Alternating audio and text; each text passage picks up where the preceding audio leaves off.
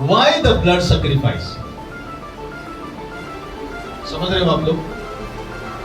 खून की डिमांड क्यों है बाइबल में? लहू की, कुर्बानी की डिमांड बाइबल क्यों की करता है? क्या परमेश्वर लहू के प्यासा है? आप लोग मेरे साथ हैं? क्या परमेश्वर खून के प्यासा है? कभी आपने सोचा है इस बात को? Why is the Bible, why the God of the Bible is demanding the blood sacrifice? क्यों परमेश्वर, जो बाइबल का परमेश्वर है, लहू की मांग करता है, खून की मांग करता है, खून की कुर्बानी की, चढ़ावे की मांग करता है?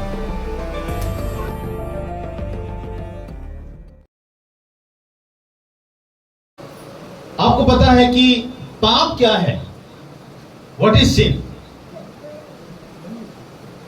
पाप क्या है? हम इस बात को जानते हैं कि सबने पाप किया और परमेश्वर की महिमा से रहित हो गए। लेकिन पाप है क्या? पाप क्या है? परमेश्वर की आज्ञा को ना मानना पाप है। अगर इस बात को आप सुनेंगे नहीं, समझेंगे नहीं, तो आगे को आप किसी को जवाब नहीं दे पाएंगे। तो ऐसा मूर्ख ऑडियंस बन के यहां बैठना बेकार है। पाप क्या है?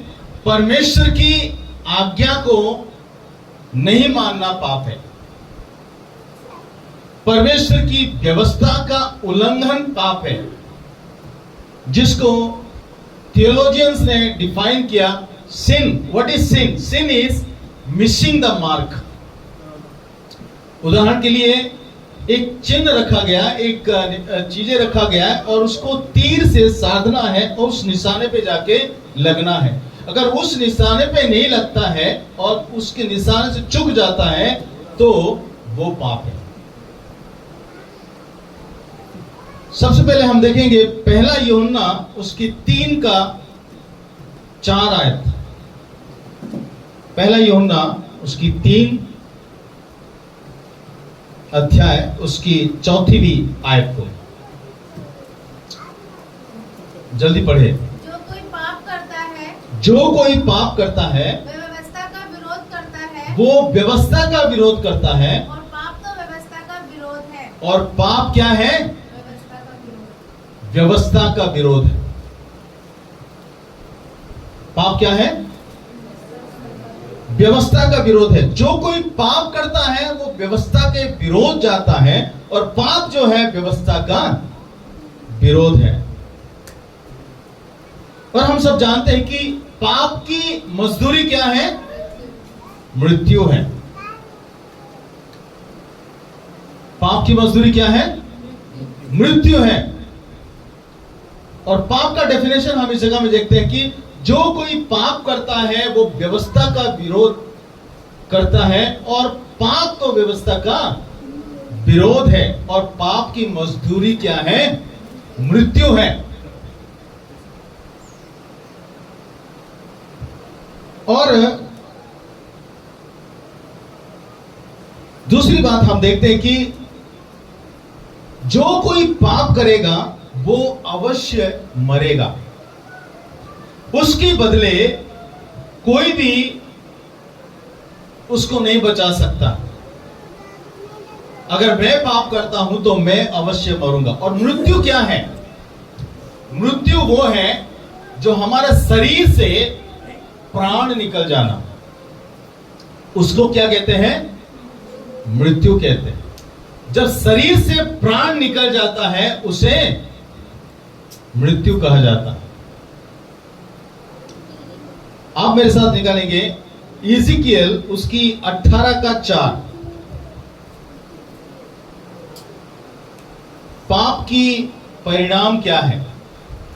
इज़िकियल उसकी 18:4 आयत। देखो सबों के प्राण तो मेरे हैं, जैसे पिता का प्राण वैसे वैसा ही पुत्र का भी प्राण है, दोनों मेरे ही है। इसलिए जो प्राणी पाप करे वही मर जाएगा। प्राण मेरा ही है, मैंने दिया हुआ हूं, और जो कोई पाप करेगा वो मरेगा। ठीक है, आपको समझ में आ रहा है? जो कोई पाप करेगा वो मरेगा। जैसे कि मैंने डेफिनेशन बताया कि मृत्यु क्या है। मृत्यु यह है कि शरीर से प्राण जब अलग हो जाता है उसे हम मृत्यु कहते हैं, उसको डेथ हम कहते हैं। बट परमेश्वर कहता है कि जो कोई पाप करेगा वो अवश्य मरेगा। वही एजिकियल उसकी 18 अध्याय और उसकी 20वीं आयत को हम पढ़ेंगे। एजिकियल 18 का उसकी 20। जो प्राणी पाप करे वही मरेगा, ना तो पुत्र पिता के अधर्म का भार उठाएगा, और ना पिता पुत्र का। धर्मी को अपने ही धर्म का फल, और दुष्ट को अपनी ही दुष्टता का फल मिलेगा। राइट, इसमें लिखा है कि जो प्राणी पाप करे वही मरेगा। ठीक है, आप अगर पाप करेंगे तो आप ही मरेंगे। मैं पाप करूंगा तो मैं मरूंगा, मेरी जगह में कोई दूसरे नहीं मरेगा। जो प्राणी पाप करे वही मरेगा, ना तो पुत्र पिता के अधर्म का भार उठाएगा। बेटा जो है बाप का अधर्म का भार नहीं उठा सकता है, और ना पिता पुत्र का। धर्मी को अपने ही धर्म का फल और दुष्ट को अपने ही दुष्टता का फल मिलेगा।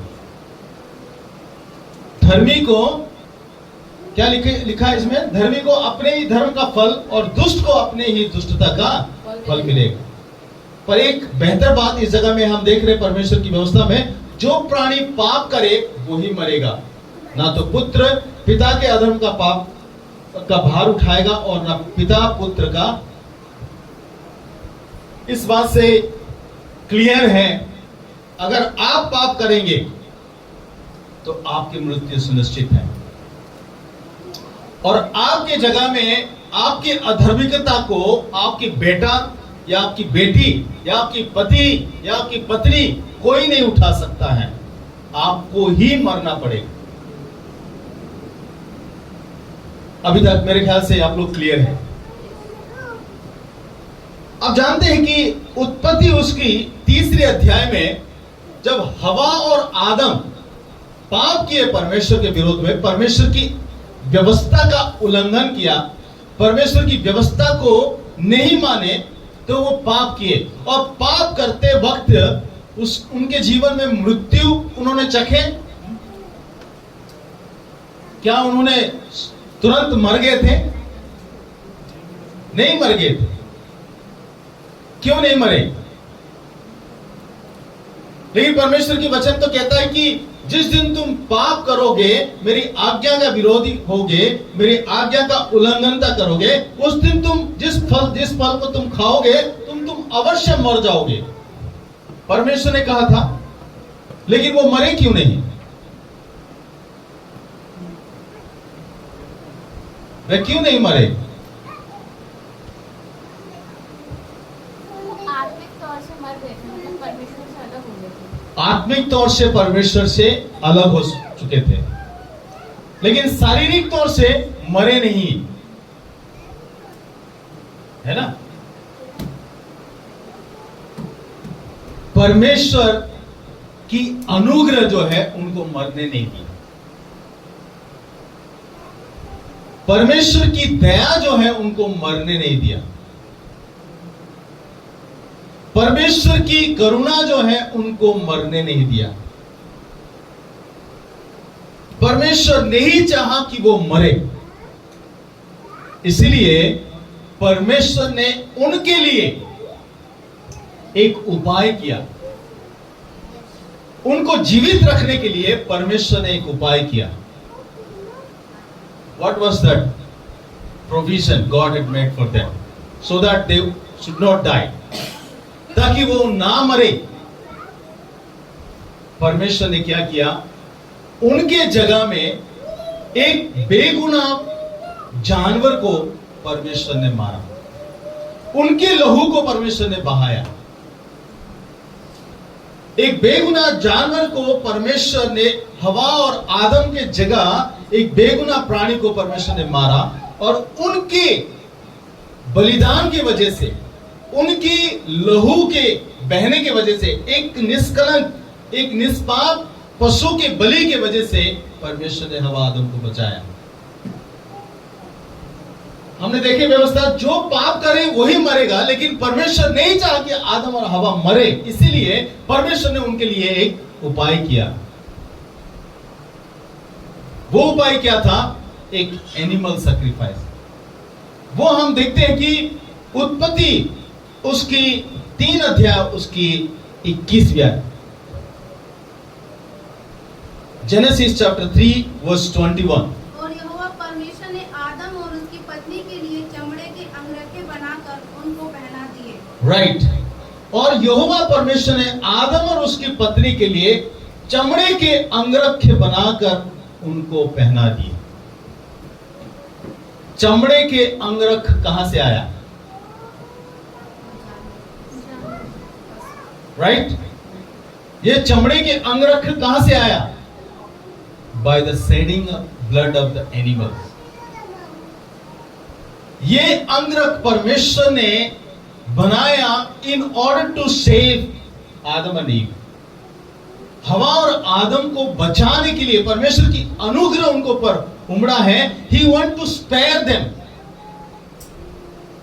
परमेश्वर हवा और आदम को स्पेयर करना चाहता, उनको बचाना चाहा, इसीलिए उनके जगह में एक एनिमल की ब्लड की सैक्रिफाइस करा गया, और उसके चमड़े का वस्त्र बना के परमेश्वर ने आदम और हवा को पहना है, जिससे आदम और हवा जो है बच गए, जीवित रहे। आप लोग ध्यान से सुन रहे हैं इस वचन को? आदम और हवा को परमेश्वर ने स्पेयर किया, उनके जीवन को बचाया। कैसे?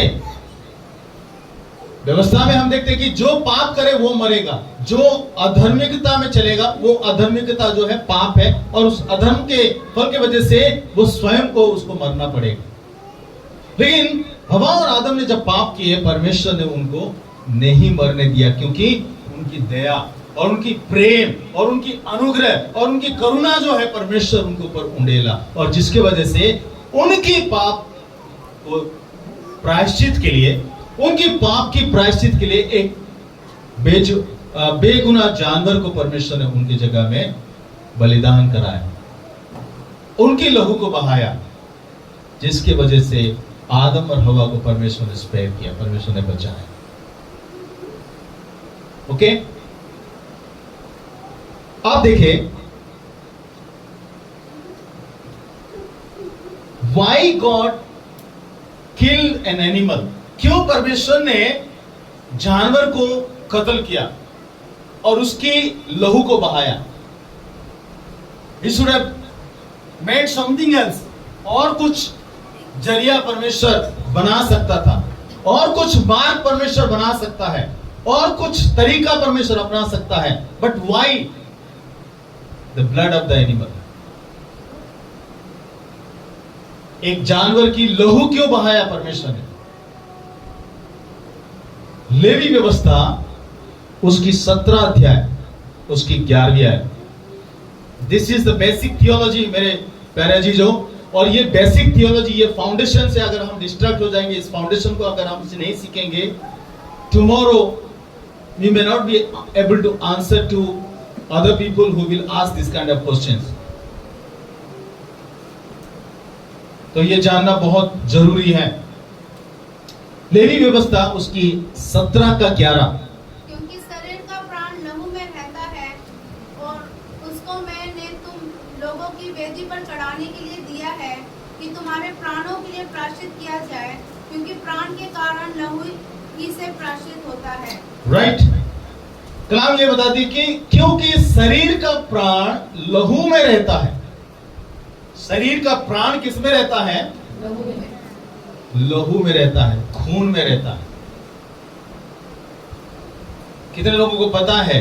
नहीं पता है जो हमारे प्राण जो है किस में रहता है? हमारे खून में रहता है, लहू में रहता है।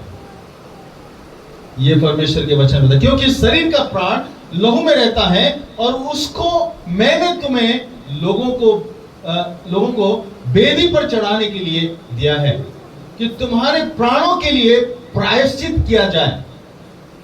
तुम्हारे प्राण को स्पेयर करने के लिए, बचाने के लिए एक प्रायश्चित के रूप में लहू बहाया जाए, क्योंकि प्राण के कारण लहू से प्रायश्चित होता है। लहू के बगैर प्रायश्चित नहीं है। अब आप लोग ध्यान से सुनना।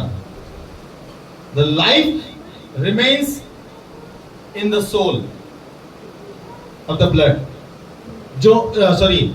जो जीवन जो है लहू में है,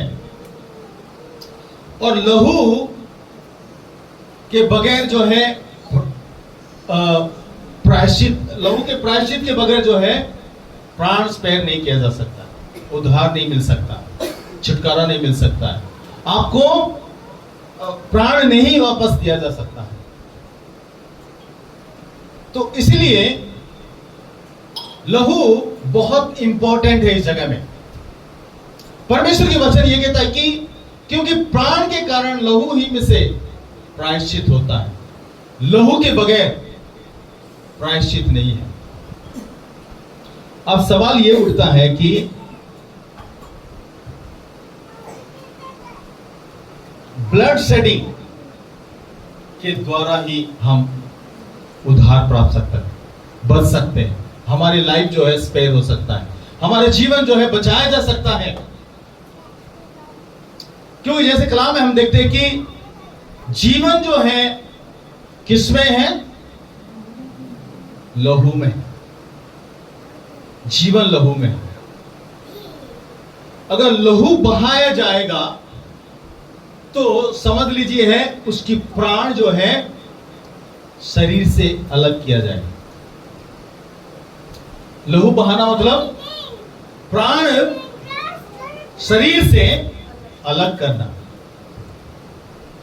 जो थियरी है डाइकोटोमी और ट्राइकोटोमी में, डाइकोटोमी एक थियरी है, वो कहते हैं कि मनुष्य जो है दो चीज से बना है, एक है शरीर और एक प्राण। जो ट्राइकोटोमी थियरी ये विश्वास करता है कि मनुष्य जो तीन चीजों से बना है, एक है शरीर, प्राण और आत्मा। बट परमेश्वर की वचन ये बताती है कि जो एनिमल्स है वे ओनली शरीर और प्राण है, कोई आत्मा नहीं उनके अंदर। तो ये एक बहुत बड़ा विवाद की बात है, एक बहुत बड़ी डिबेट्स की बात है। ये थियरी जो है ये बताती है कि शरीर और प्राण से जानवर जो रहते हैं, लेकिन मनुष्य जो है तीन चीजों से बना है। कि जो ट्राइकोटोमी को थियरी को फॉलो करते हैं शरीर, प्राण, आत्मा से, और डाइकोटोमी जो फॉलो करते हैं वो कहते हैं कि मनुष्य केवल शरीर और प्राण से ही है। आत्मा सिमिलर वर्ड है, स्पिरिट और सोल कह सकते हो उसको।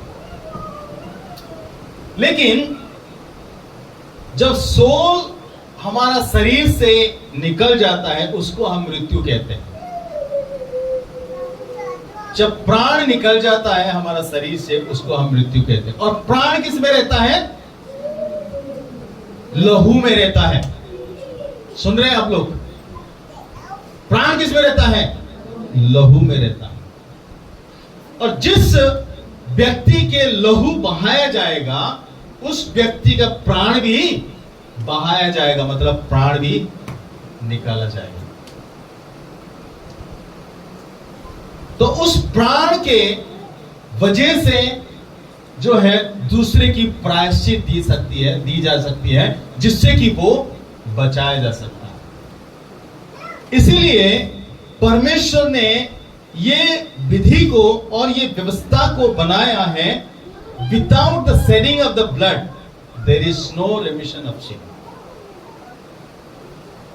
लहू के प्रायश्चित के बगैर हमारा उद्धार नहीं हो सकता, हमारा छुटकारा नहीं हो सकता,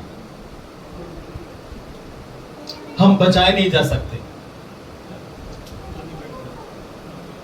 इब्रानियों उसकी 9 अध्याय और उसकी 22वीं आयत। इब्रानियों उसकी 9 का 22। और व्यवस्था के अनुसार प्राय सब वस्तुएं लहू के द्वारा शुद्ध की जाती है और बिना लहू बहाए क्षमा नहीं होती। राइट। व्यवस्था के अनुसार सब वस्तुएं लहू के द्वारा शुद्ध की जाती है और बिना लहू बहाए पापों की क्षमा नहीं। व्यवस्था क्या कहती है कि सब वस्तु तभी शुद्ध किया जा सकता है लहू के द्वारा, और बिना लहू बहाए पापों की क्षमा नहीं हो सकती। That's why, इसीलिए लहू बहाना जरूरी है हमारे पापों के प्रायश्चित के लिए। और ये यीशु मसीह में साबित होता है क्योंकि वो परफेक्ट सैक्रिफाइस। क्योंकि पुराना नियम में हम देखते हैं कि पुराना कवेनेंट जो है, पुराना वाचा में हम देखते हैं कि हर एक जो व्यक्ति जो पाप करता है, अगर वो जीवित रहना चाहता है, परमेश्वर की अनुग्रह है उनको पर, वो रिपेंट करता है, वो पश्चाताप करता है, तो उसको क्या करना है? सौरभ इनको देखो, चुपचाप बैठ के देख रहे हो।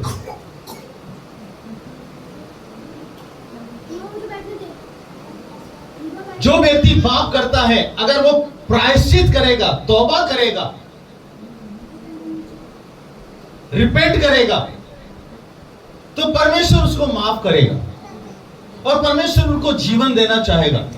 तो उसके लिए उसको क्या करना है? प्रावधान क्या परमेश्वर ने निकाला कि भेड़ों की, बैलों की और कबूतर की उन तमाम बलिदान आपको चढ़ाना पड़ेगा, उनकी लहू को बहाना पड़ेगा। After all this animals are innocent. उस इनोसेंट एनिमल्स की ब्लड को आपको फ्लो करना पड़ेगा, उनकी लाइफ की वजह से आपको लाइफ जो है ना स्पेयर किया जाएगा।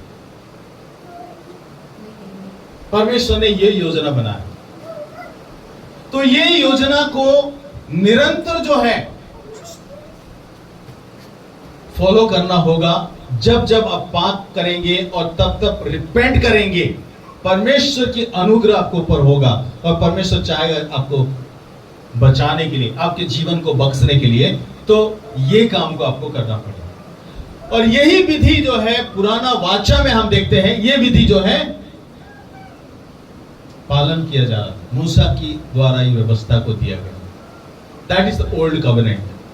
But in the new covenant, नया कवेनेंट क्या है? यीशु मसीह द्वारा जो नया वाचा है, उसके लहू के उस वाचा के द्वारा हमें प्रभु यीशु मसीह ने आजाद किया और हमें अनुग्रह किया और हमें उसके लहू बहने की वजह से हमें परमेश्वर ने माफ किया।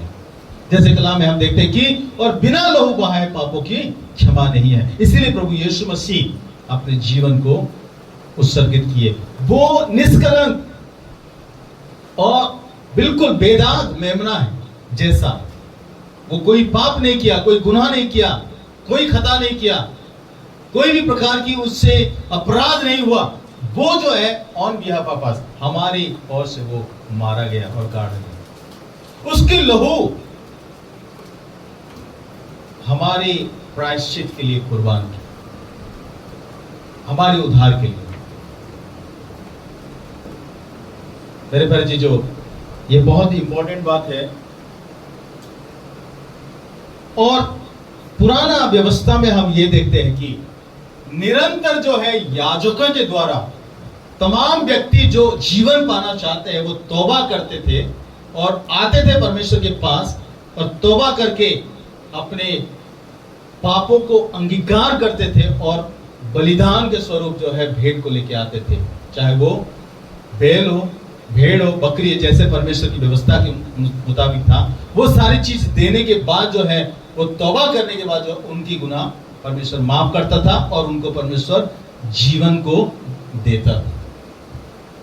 ये विधियां मूसा के द्वारा परमेश्वर ने दी। और ये विधियां कब तक चला? जब तक यीशु मसीह का बलिदान नहीं हो।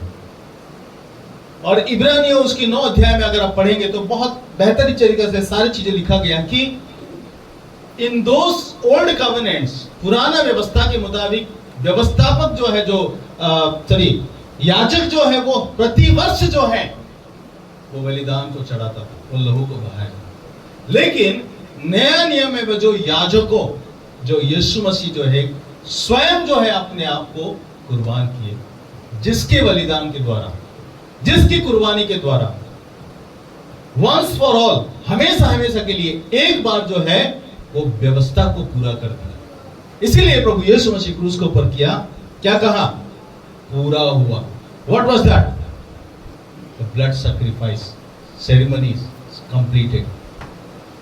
आज हम मेमने या बकरे या बैल और कबूतर और वो तमाम चीजों का बलिदान क्यों नहीं देते? क्योंकि यीशु मसीह के द्वारा वो सब कुछ समाप्त हो चुका है। आज यरूशलेम में वो भेड़, बकरी और वो तमाम बलिदान को क्यों नहीं दिया जाता है? क्योंकि यीशु मसीह के द्वारा वो सब कुछ समाप्त हो चुका है। अभी हमें बलिदान देने की आवश्यकता नहीं है, क्योंकि गॉड्स लव, परमेश्वर की प्रेम, परमेश्वर की अनुग्रह जो है हमें स्पेयर किया है, हमें जीवन देने के लिए यीशु मसीह को हमारे बिहाफ पे उसको बलिदान करवाया, उसकी लहू को बहाया, जिसकी वजह से हमें जो है बचाया गया, हमें स्पेयर कर दिया गया। कारण क्योंकि परमेश्वर हमसे मोहब्बत कर, कारण क्योंकि परमेश्वर हम पर अनुग्रह किया, कारण परमेश्वर नहीं चाहता कि हम मरे, वो अनंत जीवन प्राप्त करे, वो अनंत जीवन हमेशा हमेशा के लिए उसके साथ रहे। यही परमेश्वर की प्रेम है, यही परमेश्वर की दया है, यही परमेश्वर की अनुग्रह है, जो अपने ब्लड को वो सेट किया हमारे लिए। मेरे भाई जी, जो वो परफेक्ट सैक्रिफाइस ओल्ड कवेनेंट को नया कवेनेंट में परमेश्वर ने पूरा किया, वो हमेशा हमेशा के लिए इस सैक्रिफिशियल सिस्टम्स को खत्म कर, किसके द्वारा पूरा हुआ? यीशु मसीह के द्वारा। नाउ द क्वेश्चन इज, अब जो सवाल यह है कि why God demanded the blood? Because in blood there is life, क्योंकि लहू में ही जीवन है, और किसी के लहू बहाया जाता है तो उसको जीवन को लिया जाता है। जीवन शरीर से आत्मा को अलग कर दिया जाता है, और परमेश्वर नहीं चाहता है कि हम मरे। परमेश्वर का उद्देश्य है कि हम अनंत जीवन को प्राप्त करें, इसीलिए परमेश्वर ने यह व्यवस्था दिया था। लेकिन वो व्यवस्था को यीशु मसीह के द्वारा हमेशा हमेशा के लिए उसको पूरा कर दिया। अब हमें ब्लड सैक्रिफाइस की आवश्यकता नहीं है, इसीलिए यीशु मसीह के लहू हमें जीवन देता है। यीशु मसीह के लहू जो है हमें रिस्टोर करता है। यीशु मसीह के लहू के द्वारा जो है हम शिफा पाते हैं। यीशु मसीह के लहू के द्वारा जो है हम अनंत जीवन को हासिल करते हैं। That's why the blood sacrifice was important and now no more needed. Hallelujah. Let the rain wash us now and fall softly on